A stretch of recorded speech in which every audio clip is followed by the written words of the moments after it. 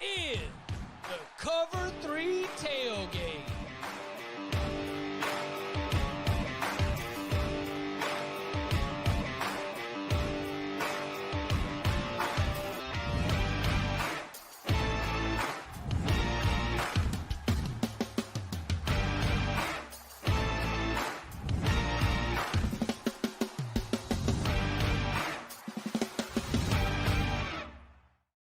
And welcome back to the Cover 3 podcast here on CBS Sports. That's Bud Elliott. That's Danny Cannell. I'm Chip Patterson coming to you live at youtube.com/cover3 and everywhere you get your podcasts on demand.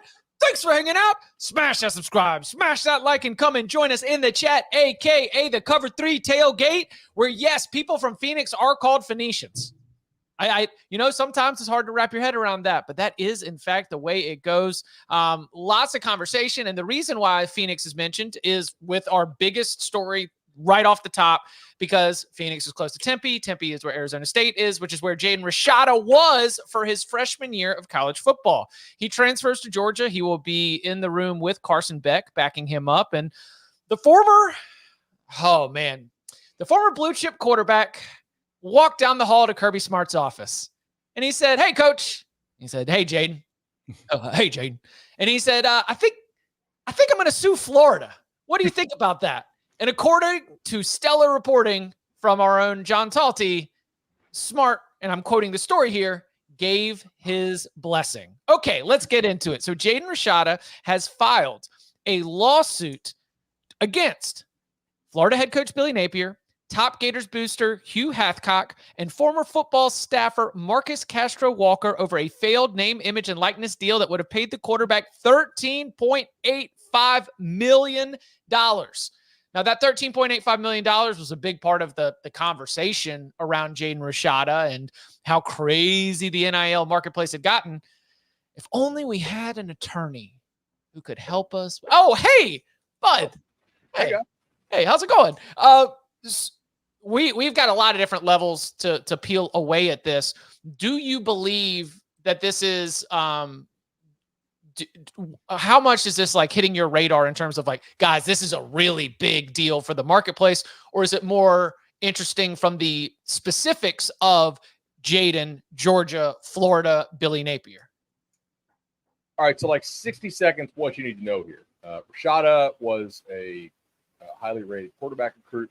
He was committed to Miami. He was from California. You could sign NIL deals in advance of enrollment with high school students in California. He had a deal with Miami. He claims the deal was for $9.5 million. Miami claims it was Miami's Life Wallet, not collective, but Life Wallet company, which in some ways certainly engages in some collective style operations. They have a lot of deals with a lot of Miami players. John Ruiz is the booster there. They claim it was a much, much smaller deal. So Florida flipped him with the inducement of a $13 million deal, which is more than the $9.5 that Rashada claims, which Miami, of course, disputes. When they did so, they had to basically pay back Miami $150K. So anyway, now Florida's contract with Rashada, I believe both parties agree, was able to be terminated at any time for any reason by either party, which is kind of insane for a contract of that size, but whatever. So they actually did that shortly before signing day. There was all this kind of behind-the-scenes drama, like would Rashada actually sign with Florida, all this stuff. Now, Rashada alleges that Napier, Castro Walker, and booster Hugh Hathcock basically said, even though we canceled the deal, we're still going to make good on the deal, basically, but we need to kind of change things up because, again, according to Talton's reporting here, as Rashada relays it, that they didn't want to run the money through Hugh's Velocity Automotive Company because he planned to sell it. So instead, Hugh would, again, according to Rashada, allegedly just kind of give him the money himself. So, yeah, that's now, of course, that did not happen. Now, here's the thing. Interesting. They're not suing for breach of contract because there was no contract breach because Florida. They could both get out. Yeah. So what they're suing actually is fraudulent inducement and tortious interference with a contractual relationship, right? Meaning, basically, hey, you promised me this stuff. I relied on your promises to my detriment because I could have made real money elsewhere, but because I relied on your promises, I was, I forwent the opportunity to make money elsewhere. Also, you basically interfered with my deal that I had with Miami. So Rashada is basically claiming I would have made $9.5 million at Miami, and instead I went to make $13 million at Florida, and of course didn't. Right. So we'll see where this goes, man. All right. So the legal side of it, before we get to the the impact on Billy Napier. So for the legal side of it, does it seem like a fair lawsuit?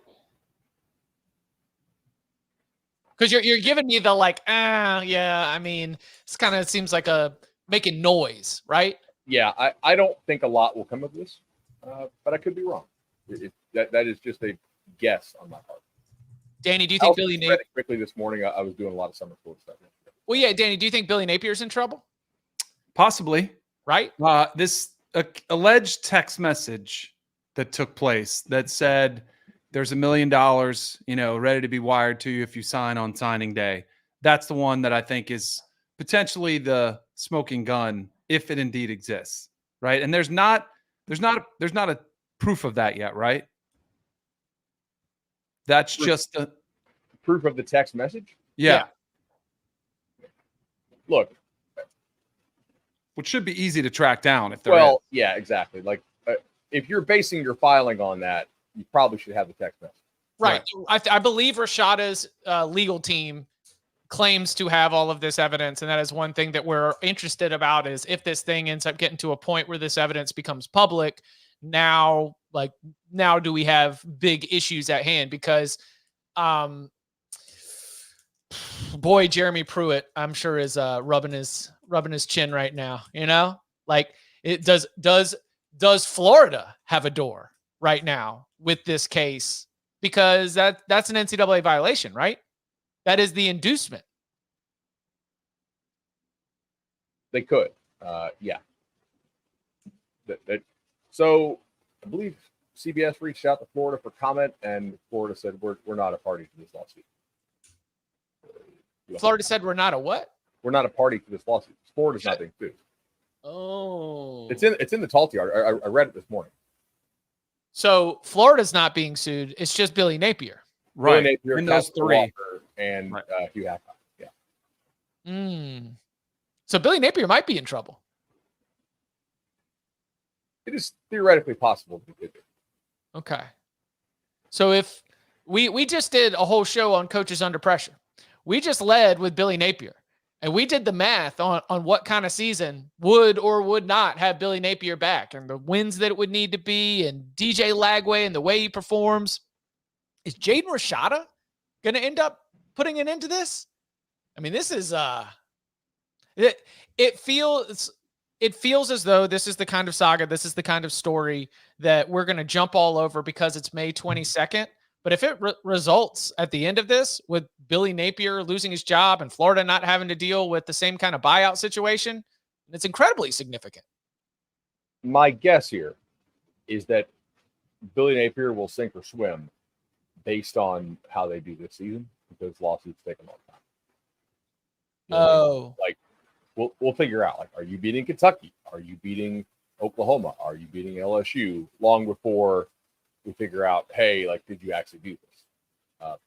You also have the additional complicating factor that some of what is alleged is now legal or nowadays not against the rules because of what happened in the Tennessee, West Virginia rule, right? With the federal court said, yeah, this stuff's legal. You can't just make these rules to block it. I know you saw the report that Florida State is challenging some of the sanctions to which it actually negotiated and agreed to, specifically the parts that are legal now under the court ruling. So, I'm not saying that they can't get Napier from this, right? But I think either they will say, "Hey, Billy won 7 games, and we have an absolute Cam Newton level prospect here at DJ Lagway. We're gonna hold on to this guy and not care about that." Or, you know what, man, we're gonna fire you now because we make SEC money and kind of like a money cannon, and who cares? Danny, do you get out of this the idea that this is something that like indicates something larger, or like Bud mentioned, because we've changed all the rules, it feels like this is an issue from yesteryear? Man, as far as the NCAA coming in, and potentially getting in trouble. Yeah. I mean, it seems like they threw in the towel with the West Virginia, Tennessee lawsuits, and they're like, well, why are we even going to look into these types of cases anymore? Which is why Florida State's even more pissed off, because they get penalties for giving a ride to a player to a collective, didn't negotiate anything, and they get penalized significantly, and Florida's going to get nothing except public embarrassment of all this stuff. I think it totally makes sense why they're livid about this case that's happening. But yeah, I think the NCAA is like, really? Like, we have to worry? Like, there's no chance they're going to put their nose in this. I did think it was a little funny that Florida State is challenging something it agreed to. That's very on brand for what Florida State is at right now. Just coming back and, hey, no, that was an old world. Okay. That was a different set of circumstances. Okay. Let's challenge in today's marketplace. Fascinating stuff. And again, I do not take anything else other than a slight chuckle out of the idea that he's currently playing for Georgia and that Kirby Smart gave his blessings on the lawsuit. But I mean, that's just some good college football right there. That a head coach at a national championship winning program would just throw it all on the line to try to get a quarterback who eventually, in a roundabout way, would end up at your biggest rival and suing you. It's the good stuff right there. All right. Anything else here stand out? Just the entertainment perspective.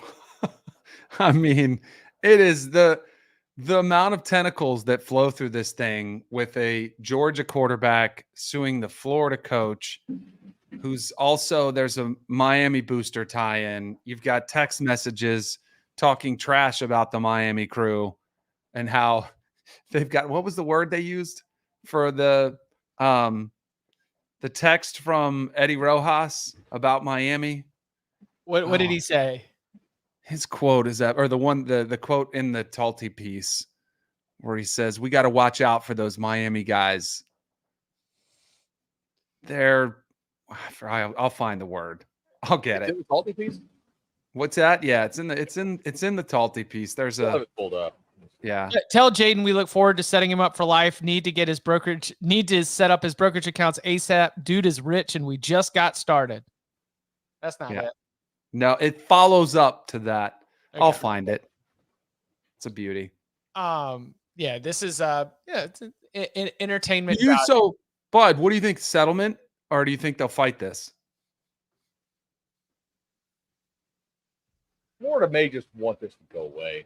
That was my hunch. It was like, how long do you want this to play out and potentially have Napier's text threads going out there? Well, it's also like if I'm an opposing school, I'm negatively recruiting the hell out of Florida with this. Yeah. Right. I'm saying, hey, 5-star quarterback, like Florida wouldn't even pay the 5-star quarterback what they told them they're going to pay him. I'm using like this lawsuit filing to negatively recruit Florida, as I'm sure that every smart school would and should do. Honestly, that's your job. So I think you probably just want that to go away. I found the quote. You ready? Yeah. So after the text, tell Jaden we hook up. Dude is rich, as well as we're going to have to dodge the freaks in Miami. I hate Miami. This is going to be fun to watch. Good stuff. Yeah, and like at one point, the Billy Napier text allegedly is like, my guy is sitting on the plane right now. He's ready to go. I mean, that seemed like a movie. Like we got bags, we got duffel bags on the plane, Jaden. We'll send it out to Pittsburgh, California. Just you wait. We got you. It'll be interesting. How about this? Do you think that Jaden Rashada is going to be the starting quarterback for the Georgia Bulldogs in 2025? I don't think Gunner Stockton. I could see Jaden transferring again. I mean, this is some wild behavior. You're showing me all this stuff from the recruiting process. You've got the Miami, you've got the Florida, you've got Arizona State, then you're leaving Arizona State. See, I don't feel bad for him at all. I don't think this is any of it's. No, I'm not saying you're saying it's his fault, but I think he's a victim of circumstance. I think in this landscape, which was so new at the time, he was thinking he was about to get rich, thought he had a deal, was ready to go to Florida, and then all of a sudden the money falls through. I think a lot of this is the actual, case of what happened. The Miami money then fell apart. He goes to Arizona State because it's the only option late after everybody's already committed. That's true. It's a rough spot to be in. So he was a highly sought after guy. So I think there's a chance. I think he'll have I think he'll compete for it. Like, I don't think this is somebody running around to collect checks. I don't know. I think he's a victim of circumstance. I don't think he's out there looking for the quick payday. I think the idea of lawyering up as a sophomore active college football player and engaging in litigation against a coach is wild behavior, But you got to remember, it's probably not him. It's his team. For sure. And it definitely will have its impact, but this is the new landscape we're living in, and I wonder if there's other lawsuits to follow depending on how this one goes. Because you think he's the only one. Maybe the numbers weren't quite as significant, but I guarantee you there are other players that were promised things. Don't you think, Bud? That were promised packages that maybe weren't as great as they appeared to be? Yeah. Man, I can't hear Bud worth crap. Can you? I'm either getting old or I have water in my ears because I just went. let's get a check. Let's get a. Ooh. Yeah, better. I don't know. Worse. Okay, it's not that bad. You can still pick up some of the audio. All right. Well, I kind of just want to get off the show now because I got summer schools. Like, I don't really want to reschedule. Like, I'd like to just get a new string yard work with Mikey on this. Is there anything we really need me for? Yes. Just like. Why don't we hit a quick break and then come back and with the latest on the settlement, and then we can cut you loose. How about that? Yeah, I mean, yeah, because like I can't afford. That's kind of loud. It just got better. That works better. It's better now. Way better. All right, I'm just gonna jack because Mikey told me to turn down the game. No, wait. Whatever he did, don't touch it. We're good. We're good. Like, it's not all. Oh, it's perfect. All right, cool. Let's keep rolling. Okay. All right. Coming up on the other side, we've already seen the ACC. Other conferences are starting to rubber stamp what has been the proposed settlement for the NCAA in the House case. We've got the expert on that case with the mic with the gain turned up. We'll get into all that and more next. From the world of Sonic the Hedgehog, is there anyone stronger? No. Tougher? No. Hungrier? Grapes was an interesting choice for someone who doesn't use fingers. Knuckles, now streaming only on Paramount Plus. I like Travis. I mean, they just had to get that mic in line right there. So, hey, You listen. ever heard the term percussive maintenance? Yeah. I mean, somebody was sharing on social media old clips of Saban and Muschamp chewing out players when they were at LSU. I forgot how intense they were at a young age. Yeah.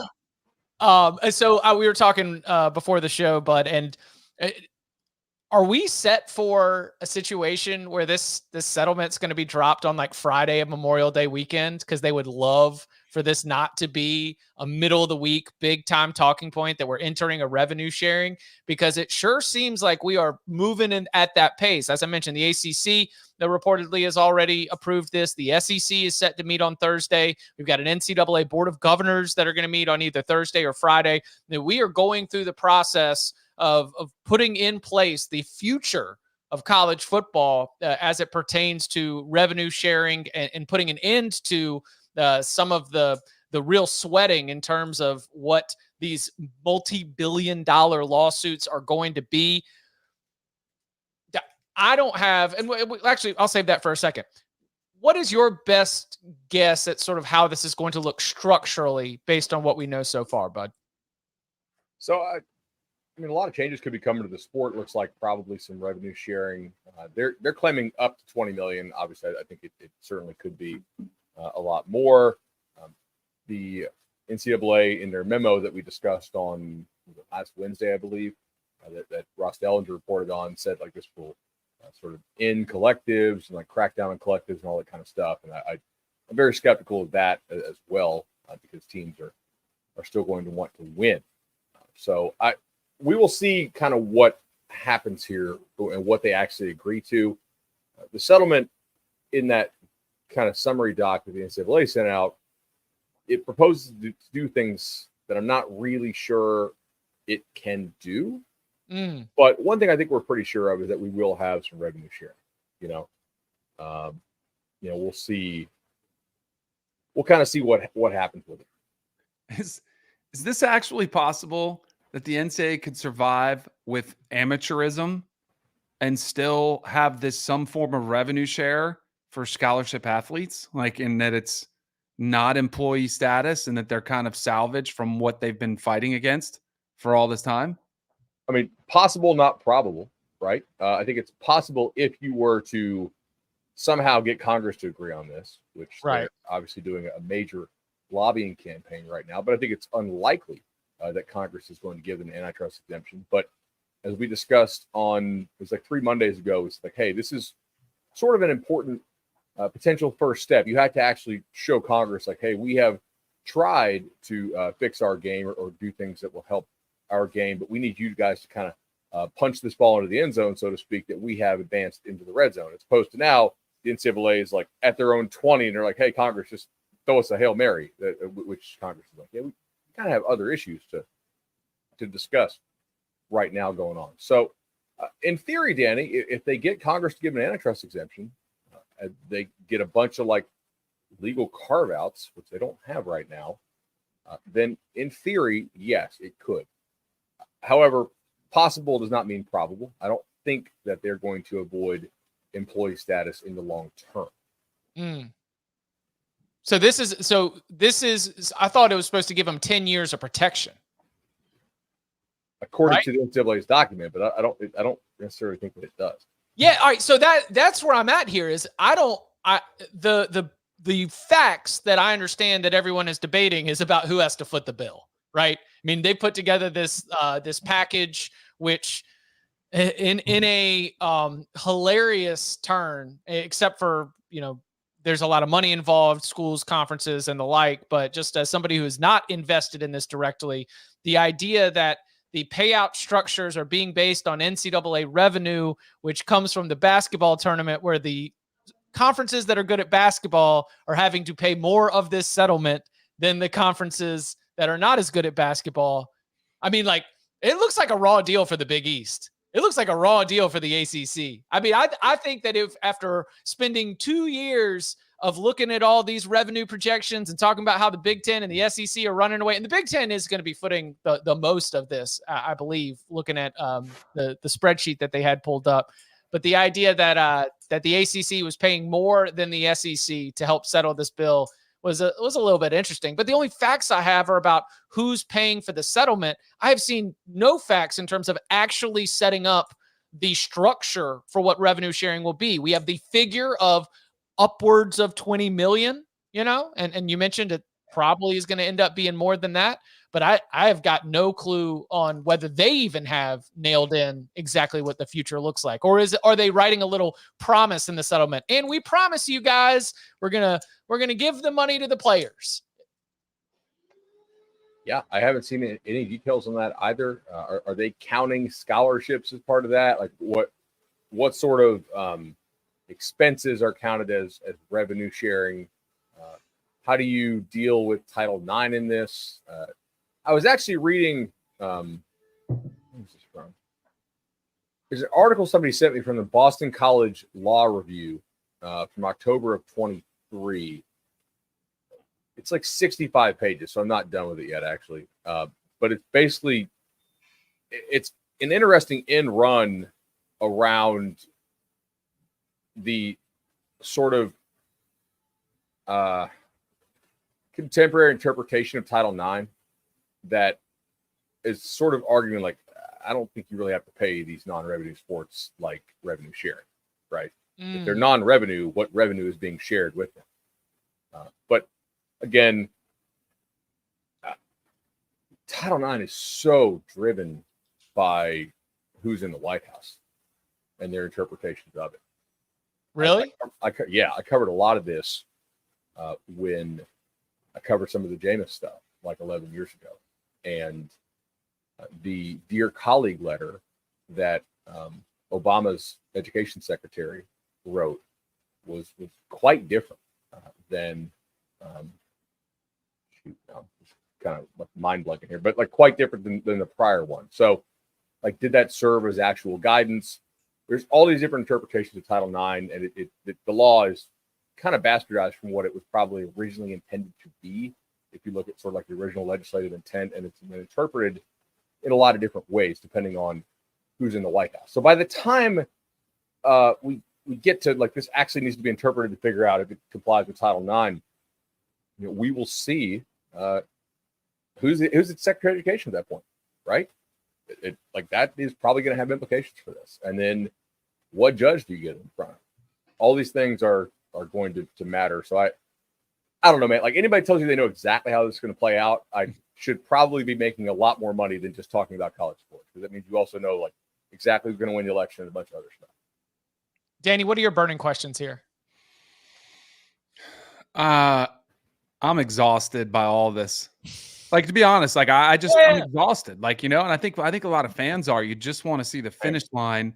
And you've even asked on here, Chip, like, hey, if the settlement's whatever, 22 million, whatever the number is, how long before now that's supposed to be protected against too, is like how long before they can fight this again. But it's only a matter of time, and maybe it's 10 years, but they'll be back at the table again, or forcing to sit out, just like you see in professional sports where we need a greater piece of the pie. It's just, it seems to be never ending, exhausting, legal battles that are taking place. Yeah. I don't mean to be like, I don't care, because I do, but I'm just exhausted by all of it. Yeah. My hope was that we would get further down the line than we are, that they're like, hey, it's settled and we're moving forward. And I'm like, with what map? Right. Like, oh, okay. Because you're charging out towards the horizon right now, and I don't see any land in place. So we'll see how that goes. Again, the factual part of this is what they have approved is like the settlement payment structure. They are going to be paying a ton of money to settle this lawsuit, and in doing so, reportedly promise to be going into revenue sharing. We just don't know what that's going to look like. Oh, I do have one more thing to add on this, actually. And I don't necessarily think that the Big Ten and the SEC actually want to pull away. But if they did, they would want it to happen in such a fashion to where it looks like everybody else quit, as opposed to them taking their ball and going home. Because then they are not painted as the bad guy. Right. So sticking the non like high major FBS conferences, football wise, sticking those with a disproportionate amount relative to what they bring in of the settlement is potentially a way to piss those leagues off enough to be like, yeah, we're not doing this anymore. I don't think that's necessarily what they want, but I do think there is quite a bit of incentive for the power conferences to see how much they can get away with. I don't have a lot of like bully in my DNA, but I definitely, whatever's in there, I tapped into it when everybody started crying about how the Missouri Valley Conference is having to pay for this. It's like, sorry, y'all. I'm over here in college football. You know what ain't a problem here? Footing this bill. We got stacks on stacks on stacks on stacks. I mean, like there is, and the columns are being written all across the country about like, why is what was it? It was like, why is Ohio State and Florida State sticking the bill to Missouri State and Bradley? It's like, I don't know, man. You got to figure out a way to pay this. Like, this is run it through the numbers. I'm sorry that this is going to hurt. And in college football, that ain't a problem. Sorry. And so it is a discussion. I understand, but it is not one that really hit me as something that I'm going to come on the Cover 3 podcast and cry and say that this is unfair. This is what we got to do to be able to rip the Band-Aid off and get into the next evolution of college sports. The chat is not like, by the way, it's hard to do live TV with the live chat going as well, because like some of our commenters are legitimately funny, but they're off their game today. I mean, like Danny with the beard, I think you can little buy more of these drinking a Heineken, although we know it's actually Perrier. But guys, Pacifico is not a green bottle, right? Like that's terrible beer identification. It's Topo Chico. Right? Yeah, right. Topo Yeah. Chico. Yeah, Pacifico. No. Oh, Topo Chico. Okay. Yeah. It's no. The Topo Chico is what it's like. The Topo Chico and the brain pills are what really get him sitting just right. Like that is the routine. Goes back there too. Yeah, that's the routine to get Danny exactly where he needs to be on any episode of the Cover 3 podcast. All right, bud. Do you want to split? Danny and I can bring it home. Or do you no, apparently it sounds okay now. It does. Yeah. No, it's just hard to reschedule all these. Like, so if we were having like real major mic problems, I feel like, because we got a bunch of back-to-backs to that. Yeah. And why is Bud grinding like this? For you, because summer school starts tomorrow. That's right. We're going to start rolling out these summer school episodes. We got one dropping on Thursday. We got another one dropping on Monday. I mean, Bud, do we want to tell the people what's coming tomorrow? Can we tell them? I will say it is a consensus top 2 team. A summer school for a consensus top 2 team going into 2024. Remember those summer school episodes? We tap into our great resources at 24/7 Sports. Bud breaking down the roster, the schedule, the burning questions, all of that, packaged into a digestible format. Summer school coming tomorrow. So if you're not subscribed on YouTube and wherever you get your podcast, make sure you go and grab that. A lot of summer schools coming to you over the course of the next 6 weeks or so. Lots already in the bag. And as Bud mentioned, he is just rolling through them right now, and we appreciate that. Coming up on the other side, Dabo's talking again. He's got a comeback. We got our chuckles in. And now he's got some more commentary. We got it from our friend Brandon Marcello. We'll bring some of that to you and more next. From the world of Sonic the Hedgehog, is there anyone stronger? No. Tougher? No. Hungrier? Grapes was an interesting choice for someone who doesn't use fingers. Knuckles, now streaming only on Paramount Plus. So, Dabo Swinney was on with the ACC network at the spring meetings, and he, was pushing back a little bit on the transfer portal narrative with the quote, most of the guys in the portal aren't good enough to play for us. And he also sat down with Brandon Marcello for a lengthy Q&A. You can check it out over at cbssports.com. Do you think there's something to be said for most players in the portal are not on the level of Clemson's roster, Danny? Yes. They've recruited well. They have a lot of 4- and 5-star talent. A lot of the guys that enter the portal, the reality is they weren't good enough, and they're trying to, look for other opportunity, and maybe they're frustrated with playing time.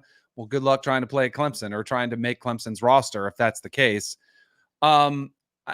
I don't think that's the what he's being criticized for is just taking any portal players. It's just taking the guys that could help elevate your program to a place where Clemson fans are used to seeing it. It's in the national title picture, and being able to get in that 11, 12, win stratosphere and picking up pieces of the puzzle where they're a brand of college football that should be able to go and compete for the best players in the portal market. That, I think, is what's frustrating, is that they don't seem to even try for those players. Yeah, he had 3 categories of player, right? It was most of these guys aren't good enough to play for Clemson, which, of course, dude. Kirby Smart could say the same thing. Most of these guys aren't good enough to play for Georgia. And yet, they still go get Dom Lovett. They still go get like Trevor Etienne. You still take most of these guys. Right. And then he's like, the other ones are already know where they're going, which is kind of his way of saying, look, we're not going to tamper with guys before they're in the portal. Which, honestly, he should have just said, because I think that gives you more credibility. And then the third category was guys just basically only looking to find out their value, which is code for they just want to get the most money, which Dabo makes like what, $12 million a year. So, I think he also enjoys money. But I mean, look, I thought an interesting stat Adam Gordon, who works for Rivals, was like, since 2015 or something, Clemson has lost fewer games than Georgia has, or some kind of crazy stat like that. And I'm like, yeah. And you know what? There have been fundamental changes to the sport since 2015. And Georgia is a 14-point favorite to open the year over Clemson, because Georgia recruits somewhat better than Clemson does in high school. And then when those guys don't work out, and occasionally 4 and 5 stars don't, most of the time they do, but occasionally you'll have a cluster where it's like, damn, we got 4 4-stars here and none of them hit. You go to the portal and you fix your weaknesses. For Georgia, that's kind of been receiver. And right. Occasionally, maybe you try to take somebody else at a different spot.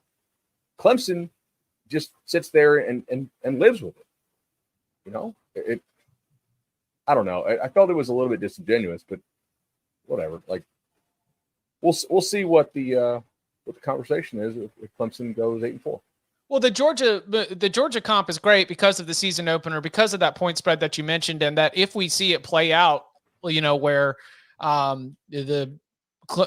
just like in that, oh man, that awful opener that like broke DJU, was it like 3 years ago? Yeah. I mean, just Clemson's defense played well enough to win that game. You know, and that was a Georgia team that went on to win the national championship, beating Alabama in the title game. Clemson's defense played well enough to win that game, and that offense could not do anything.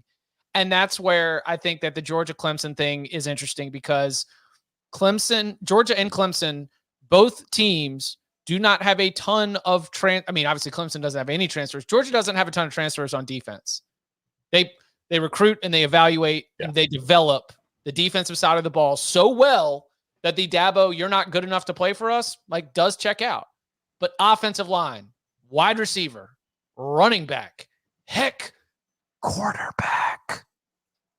Like, there are places that Clemson could greatly change its outlook if it had wanted to maybe play the bag game, you know? And that's one place where I don't know how they're running. I don't know how they're running that business right now. You know, how that's all structured and set up. I know we've got, you know, business. Well, I mean, it's more of a church than a business. Church, okay. Yeah. You know, just, you know, ACC deep cut. All right. Yeah. Hope springs eternal. You know, if there's any, like, new spring. You know, yeah. But like, I don't know how they're set up, but I do know that they can make things happen. You know, and so maybe do get involved with the. You know, when you've got that really good offensive lineman who's out there, and, you know, Oklahoma's in the mix and you're in the mix, tell Brent to back down. You know, you were here first. That kind of thing. I just think Dabo, and I was like this 10 years ago, maybe even 5 years ago, where I looked down on the transfer portal, saw it as something where it was full of quitters, you know, I mean, just didn't like it, or guys that were, you know, not going to face adversity head on, and saw it as a negative connotation. And yeah, maybe that would bring in an element that you wouldn't want on your team. Or even more recently, where you're like, oh yeah, these players just want to get rich. Well, what's the difference in Garrett Riley? That's what I don't understand, is because I think there's still this dynamic where players are seen as different, but coaches still get this elevated treatment. Like, he didn't have any problem going out and backing up the truck and securing Garrett Riley and buying him. Why is that different than go buying a great player off the street? It's not. Right. But Dabo still, I think, now he hasn't fully said this because he won't, but he still feels that. And until he wakes up and comes to that realization, they're still going to be trying to win with one arm tied behind their back, because that's essentially what they're trying to do. They're an NFL team trying to win without free agency, which no one's ever done, because why would you? There's free agency. You can take advantage of it. They're not taking advantage of the system. You know, it's a very paternalistic view of players versus coaches. But I mean, also, one thing that bugs me about this, or that I just don't get, you're Clemson, man. You have great culture, and other places that also have really good culture have actually found that some of these transfers, because they can be so damn selective with the transfers they take, are great for the culture. Like Georgia, Tyke Smith, like one of their physical leaders, like tough guy, every down, high effort dudes who started for them last year. They didn't sign him out of high school. He's from Philadelphia. He played his first 2 years for West Virginia. Like Jermaine Johnson, who came in like Norvell will tell you, probably on your radio show, Danny, like that. I mean, he was instrumental in setting up FSU's culture.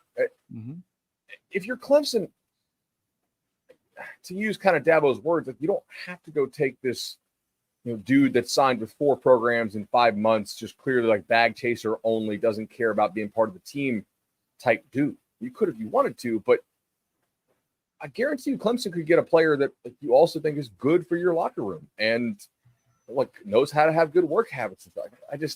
This idea that taking a transfer would screw up your locker room, take the wrong one, sure. But why does Clemson take the wrong one? They do such a damn good job of scouting culture and character fit out of high school. Like, why would that not extend over to how they scout the portal? It's very much like, and all in is their thing. It's the Clemson, mantra. We're family. That if you take somebody else from the outside that wasn't born in the family, that it's going to disrupt the family atmosphere, the family dynamic. And it's just an antiquated mindset. I appreciate Dabo because I think it comes from a genuine place, right? I think he wants to love his players. I think he wants to develop his players, turn them into great men with their degrees that go on to be successful in life. But Clemson fans want to win, and I would think those players do too. That's where, we talked about the coaches, at what point does Garrett Riley or some other coach on the staff get frustrated because, man, you could have had, Keon Coleman or somebody like a real weapon to work with at receiver.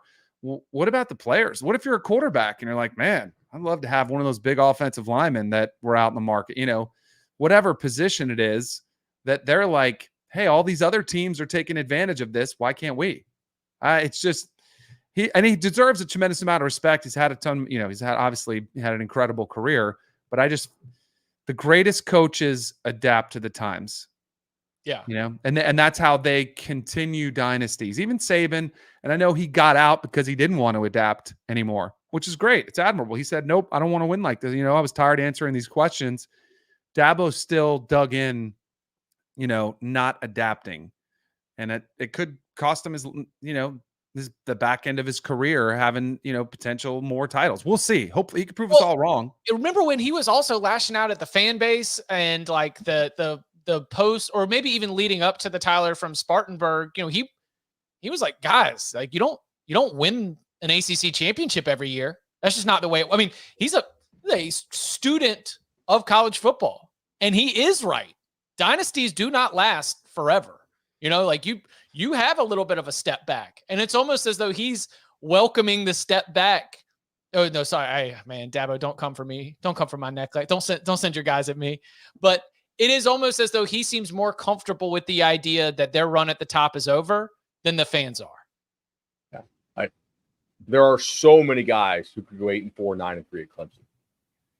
You're not paying Dabo $11 million to go 8-4, 9-3, right? Like that. You're paying him $11 million because you were scared he was going to go to Alabama and you wanted to lock him up long term, and because he was on top of the sport and was winning high-level recruiting battles, and specifically high-level recruiting battles of like good character kids, so that their hit rate on those 4 and 5 stars was like pretty far exceeding the rest of the market, at least for a short period of time. And part of that was unsustainable, like just running good, but also like they really did great due diligence on which kids to take and who would fit into that culture. But that's not enough anymore, because now when you miss, you can fix it, or you can just choose to just let it stay broke. All right. So one last thing here to a player that I don't think Clemson would entertain. Okay. Sorry, guys. You said 4 schools and 5, all the different stops. Well, let's check Tyler Barron's passport, because let's see. He was starting at Tennessee. There was a hot second at Ole Miss. There was a commitment to Louisville, then a decommitment from Louisville, and now, oh baby, we got the social media graphic. How many different jerseys have to be ripped open to reveal the Miami one underneath? Because Tyler Barron, who is a gifted pass rusher, has committed to the Miami Hurricanes. This is yet another splashy addition to the Canes portal class. It is another reason to have Miami fans excited about what could be an ACC championship year. Danny, I mean, are you going red flags here, or you think he's just going to be he's going to add to a defense that, look, they got Ruben Bain, right? You know, they got they got some monsters in terms of being able to get after the passer. What'd you make of Tyler Barron's commitment to Miami? He's a great player. The flip-flopping and the back and forth, I don't know, it's mild red flag. I think you're still excited if you got a player of his quality. I think this just makes it more pressure on Mario Cristobal that it is ACC championship or bust. You know, and like that's what's at stake for Mario. I think anything short of that is a disappointment for the amount of money that they've spent, for where everybody else is. I mean, we're just talking about Clemson being kind of down. Florida State has a ton to replace. I think it's ACC championship or bust for the Miami Hurricanes. Yeah, the pressure is on Miami for sure. I would certainly understand why you went out and got him, because I think he has some real ability. I would question why he's available. Tennessee has a hell of a collective. Mm-hmm. They have their act together. They were one of the first mover advantages in the market, and they continue to be really damn good. They very, very rarely lose a kid that they want to keep.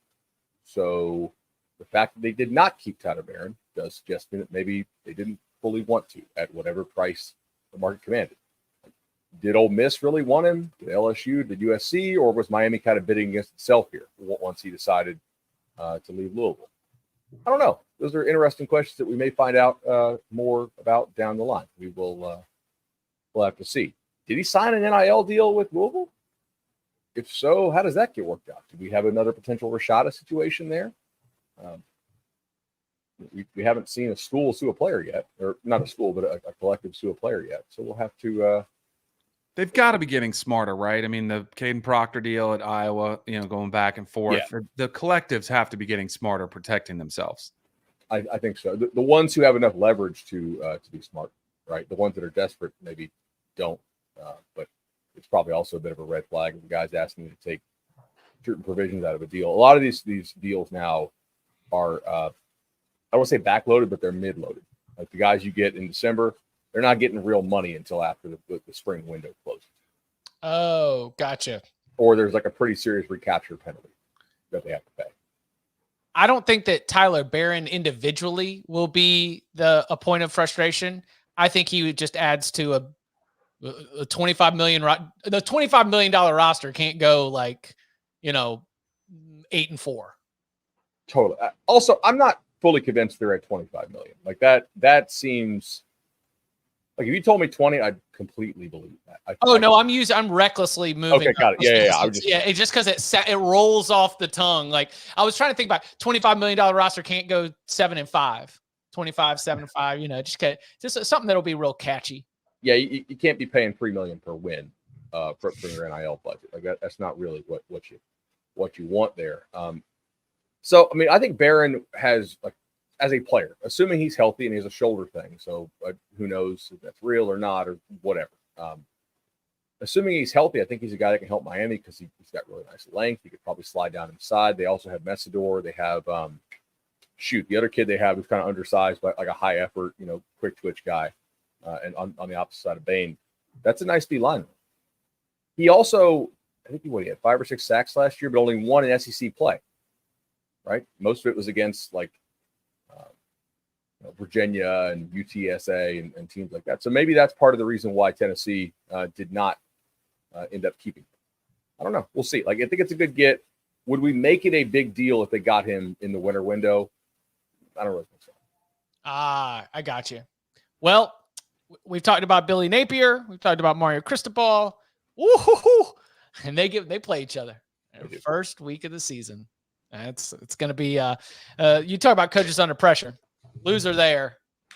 That's some real early season pressure and always entertaining from our seat. Tomorrow, the very first summer school of 2024. It is, as Bud said earlier, a consensus top 2 team. Which one is it? You got to find out. And you can follow him on Twitter at BudElliott3. You can follow him at Danny Cannell. You can follow me at Chip_Patterson. Gentlemen, thank you very much. Thank you.